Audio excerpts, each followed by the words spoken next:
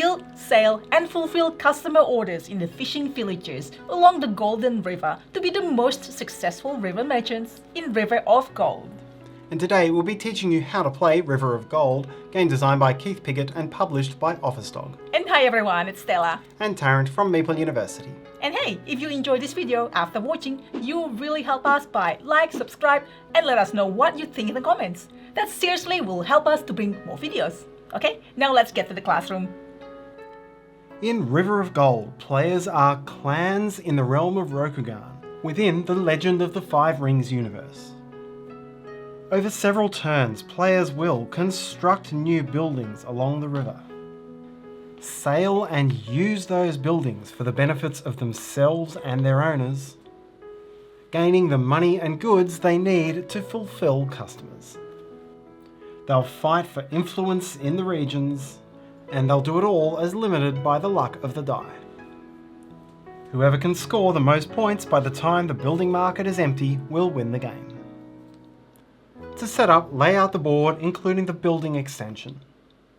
Separate all of the game's building tiles into three types. Level 1s with 1 dot on the central stripe, Level 2s with 2 dots, and starters which don't have a central stripe. Among the starters, shuffle up the 3 green Imperial markets and place 1 onto each of the 3 starting Imperial market spaces. Then shuffle up the remaining 6 and place them on any spaces depicting your player count. You'll use all 6 of these in a 2-player game, 3 in a 3-player game, and won't place any at all at 4 players. Any you don't place are returned to the box. For the level 1 and 2 buildings, you'll make stacks of size according to your player count, stacking them in their spaces of the building board and returning the rest to the box. Deal 4 level 1 buildings into the market. Nearby, lay out 3 of the 6 mastery cards, placing it on the side corresponding to your player count. These are point scoring objectives which players will race for. Also nearby, shuffle and place the deck of customer cards. Shuffle the region scoring markers and place 1 on your player count side into each of the 6 regions. Give each player a clan board, and if you're playing with the Patron's mini expansion, a matching patron. This comes with an individual player power. Take all of the matching coloured wooden pieces, as well as a sun, a moon and a die. Players now place their score markers at 0, places a disc onto the starting space of each influence track, and places their 2 small ships only by placing 1 on each starting space, then rolling their die for each and advancing it that many spaces. Choose a first player and take your starting resources. For all players, this will be 1 of each trade good, silk, rice and porcelain. It will be 2 divine favour, with the moon placed above the 3 space, representing a maximum favour. It will be a hand of 2 customer cards. You can look at these but keep them secret from the other players. And it will be 7 coins if you're the first player, 8 if you're second, 9 if you're third, or 10 if you're fourth. Roll your die ahead of your first turn and you're now ready to play.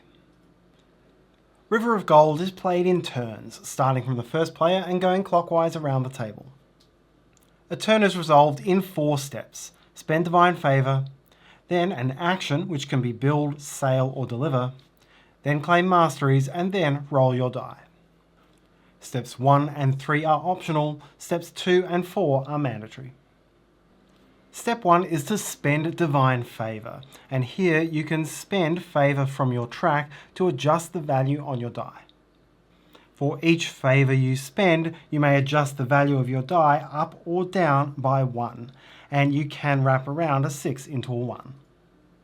You may spend multiple favour on the same turn, and you may spend 5 coins at any time to gain a favour. You may never hold more favour than the current position of your moon, so in this case 3, and if you were ever to gain above that, you would lose any excess. Second, you'll take 1 of the 3 possible actions, build, sail or deliver. How you do this is restricted by the value on your die, which is why you may want to spend favour ahead of taking the action. The first option is build. First, choose any one among the 4 face-up market building tiles that you wish to build. If you pick the one from the 4th space, gain 1 divine favour, and whatever you do, slide the tiles down and replenish from the top of the next deck. Then choose a place to build it from among the empty building spaces in the region corresponding to your die. It does not matter whether your boat is present or not.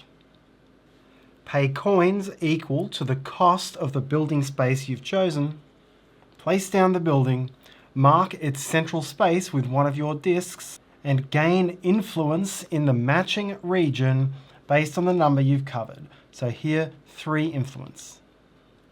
If you reach or cross any icon on the influence track, gain that reward immediately.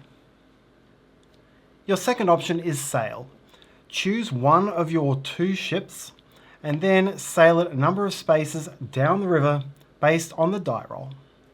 With this setup, my options are to move this ship here or this ship here.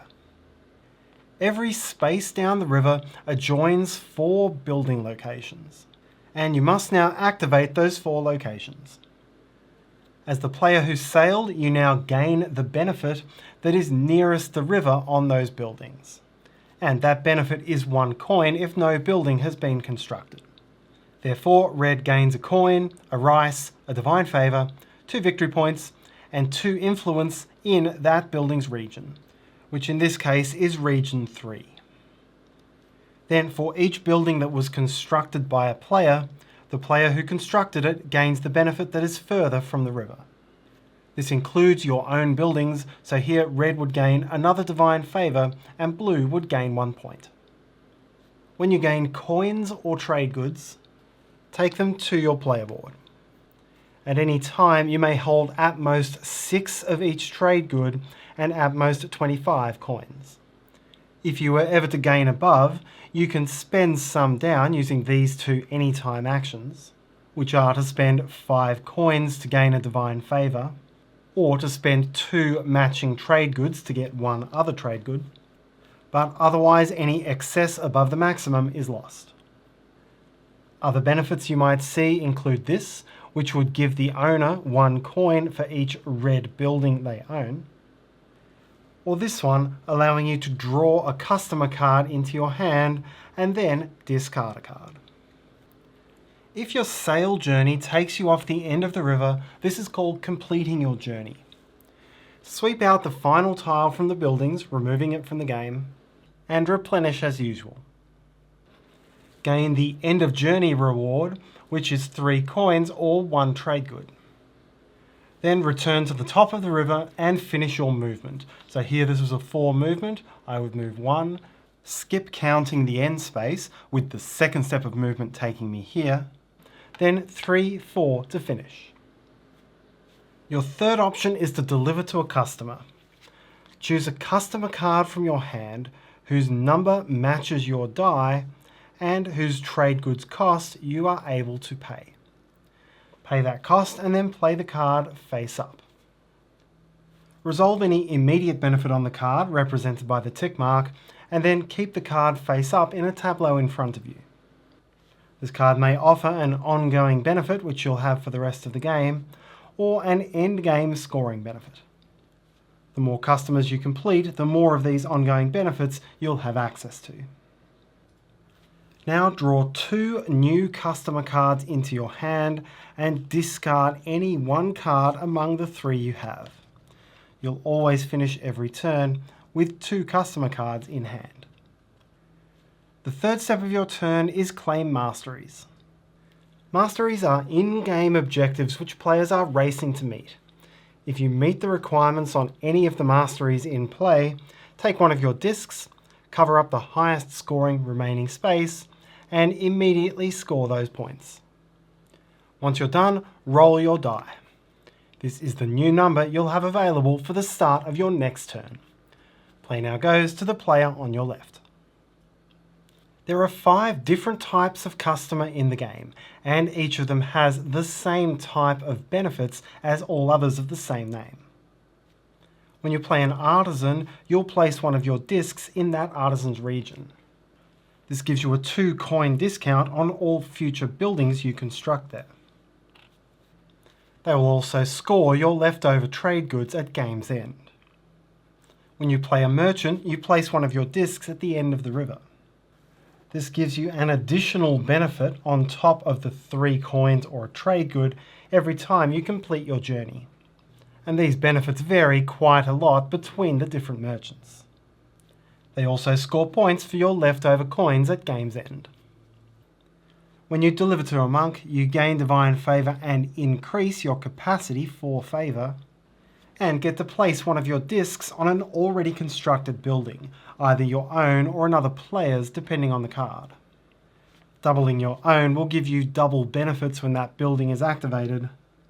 Adding to another player's means you both gain that benefit. The first time you deliver to a noble, you convert one of your basic ships into your royal ship, and then from that point forward, a royal ship gains the benefits on all of your delivered nobles. Nobles also score extra points for the buildings you've constructed. Finally, when you deliver to an elder, place one of your markers into that elder's region.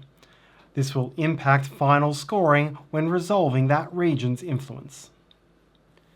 At the end of the turn in which the first stack of buildings is emptied, you'll trigger the Emperor's Visit. All players now gain the ownership benefits for all buildings they've constructed. When the second stack is emptied, the end of the game is triggered. Whichever player was taking the turn when this happened immediately scores 5 points, and then all other players take 1 more turn. Now add up your final scores. You'll have scored some number of points through the game, and to that you add the endgame points on any customers you've completed. Next, count up the number of customers you've completed, and score points according to this table. Finally, resolve influence scoring in each of the 6 regions.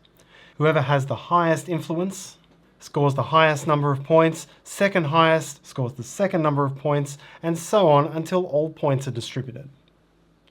If there's a tie, split the points for those positions rounded down, and if you've delivered to that region's elder, you double the points.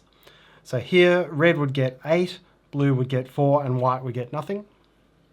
Here, blue would get 4, red and white would split these points for 10 each, and red would double its 10 points for 20. On the 2-player sides of these tiles, often you'll only score second place if you're within a certain number of steps of the winner. Here, red gets 4, and blue is within 5 steps, so would get 2. But if blue were a further step behind, blue would score nothing. The player with the highest score wins, and if tied, most remaining divine favour breaks the tie. If still tied, victory is shared. And that's how to play River of Gold. Thanks so much for watching. Please like, subscribe, let us know what you think and share this video if you enjoyed, and hope you have a great day. See you next time.